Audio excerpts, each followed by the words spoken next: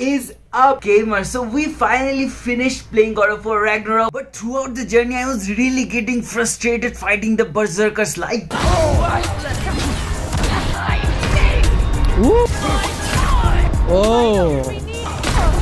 Oh damn. Oh hey. Damn. What the hell? So today let's talk only and only about how to beat the Berserkers. First, we have to understand what are Berserkers and at what strength level you can actually face off against one. There is a mission called Fit for a King, which you will encounter during the main campaign of the game. It will lead you to 10 Berserker gravestones where you have to beat 13 Berserkers in total, who are optional bosses and are supreme Norse deity who worshipped Odin as per Norse folklore. They acquired immense strength through ritualistic practices. But don't worry folks, we'll follow some step-by-step methods to beat every Berserker. I promise you, after watching this video, beating them would be a piece of cake for you. So before jumping into the video, I would highly appreciate if you take a moment and subscribe to this channel for more such interesting content. Too fast, bro!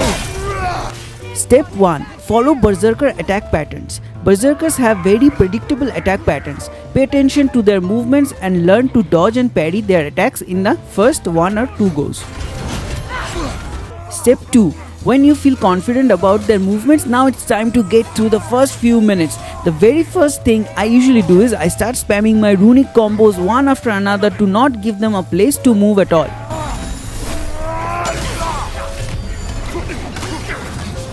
Step 3. Next comes the gear part, which is kind of a main part for me. As my runic powers are exhausted, now I can only rely on my melee attacks to cause a hefty damage. So in this case, I am using my infamous poison build where I am using Lunda's armor. So if I read it through, barehanded attacks, parrying and blocking have a high luck chance to deal bonus damage and poison enemies. So that's very important for melee attacks.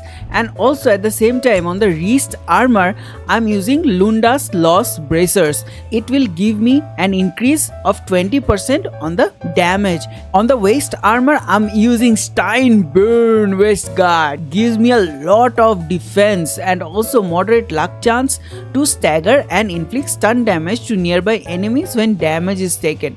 So it is helping me with the defense boost. All the amulets that I am currently using are mostly melee type. Vanaheim's Power, Niflheim's Fortune, Vanaheim's Fortune, Niflheim's Virtue, Vanaheim's Honor, everything. You'll notice that it gives me defense bonus, damage bonus. I initiate a melee damage. Then I'm using something like Emblem of Illusion. So whenever I'm dodging, it gives me increased distance. Now let's talk about Freya's summon. I am also using a runic summon called Cedar Excel. So Freya spawns additional smaller poison clouds that I can combo with my Lunda's armor to deal more damage in terms of poison. Now let's talk about the relic I'm using. I am using Hilt of Dine's Life.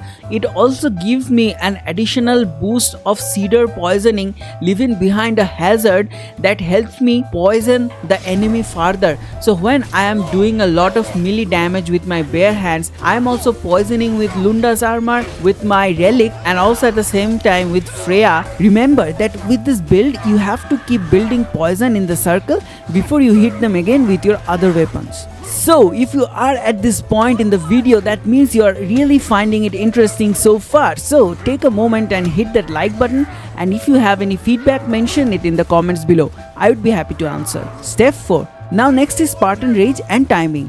I like to specially use Spartan Rage Wrath, which consumes a chunk of rage to perform a heavy damage attack on the enemy. I sometimes use them to keep pushing the Berserkers at times, but mostly I use it to evade an unstoppable attack or when I miss a parry.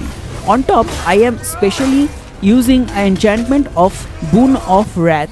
It gives me an extra advantage that it consumes all status damage to cause a massive damage attack. So if you are hit by Bifrost, don't forget to hit Rage.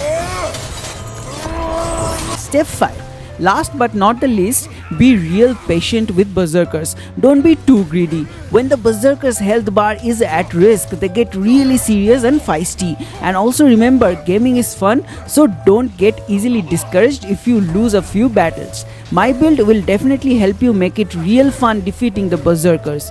And if otherwise, don't forget to leave this fellow a feedback. Hit that bell icon for upcoming videos. That's it for now. Hope to see you soon in another.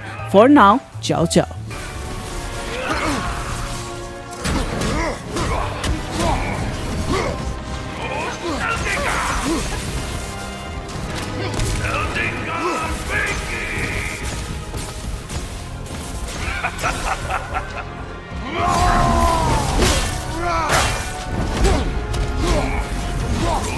Eldica!